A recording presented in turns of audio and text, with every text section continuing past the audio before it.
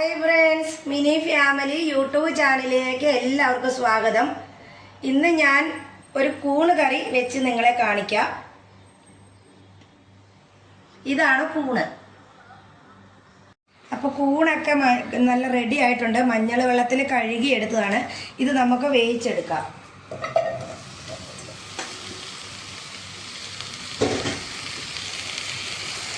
ഇതിൻ്റെ കൂടെ കുറച്ച് ചെറിയ ഉള്ളി നന്നാക്കിയത് ഇത് ഇടാം. വെള്ളം ഒഴിക്കാം. കുറച്ച് ഉപ്പിടാം.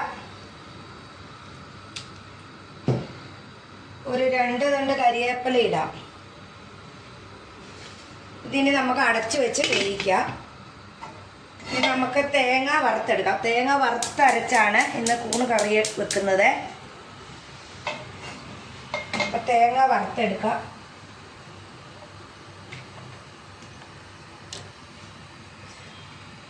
തേങ്ങ വറുക്കാൻ വേണ്ടി നമുക്ക് കുറച്ച് എണ്ണ ഒഴിച്ചു കൊടുക്കാം.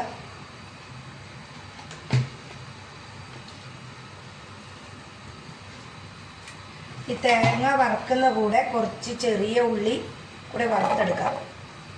2 കഷ്ണം വെളുത്തുള്ളി,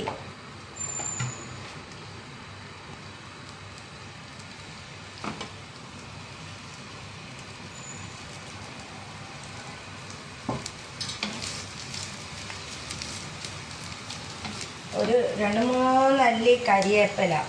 ഇതെല്ലാം കൂടി നമുക്ക് വറുത്തെടുക്കാം. ഒരു ചെറിയ ചുവപ്പ് കളർ വരെ വറുത്താൽ മതി.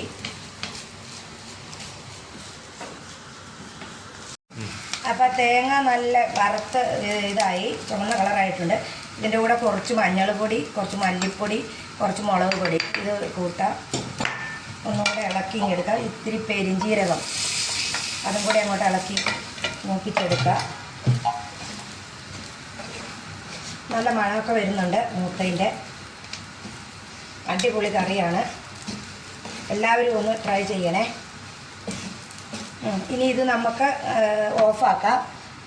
അരച്ച് എടുത്തുകൊണ്ട് വരാം. അപ്പോൾ നമ്മളുടെ തേങ്ങയൊക്കെ നല്ലോണം അരഞ്ഞിട്ടുണ്ട്. അപ്പോൾ കൂടെ എന്തായെന്ന് നോക്കാം. കൂണൊക്കെ നല്ല വെന്തിട്ടുണ്ട്.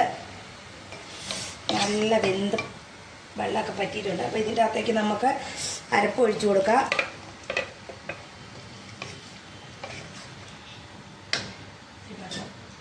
കഴുകി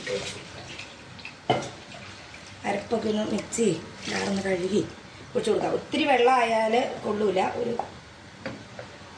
ഈ പരുവത്തിനിരിക്കണം. ഇനി നമുക്ക് ഈ ചട്ടിക്ക് ഒക്കെ ഇതിന് കടുക് വറുക്കണം. ചട്ടിയൊക്കെ നല്ല ചൂടായിട്ടുണ്ട്. ഇത്തിരി എണ്ണ ഒഴിച്ചു കൊടുക്കാം.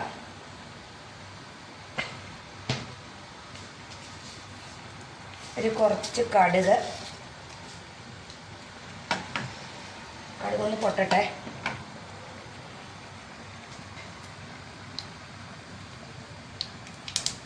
കടുകൊക്കെ പൊട്ടുന്നുണ്ട്. അതിൻ്റെ കൂടെ നമുക്ക് കുറച്ച് ചുമന്ന ഉള്ളി അരിഞ്ഞതുണ്ട്.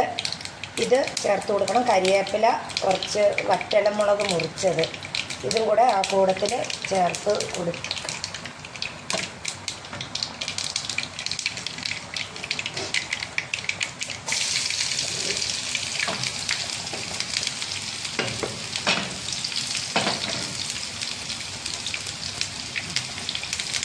ചേർത്ത് കൊടുത്തതിന് പൊരിയട്ടെ. കറി ഇവിടെ തിളയ്ക്കുന്നുണ്ട്.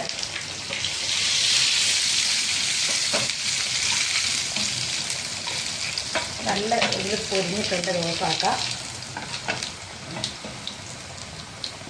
കറി നല്ല തിളച്ച് നല്ല കുറുകി വന്നിട്ടുണ്ട്. കറി നമുക്ക് ഓഫാക്കാം.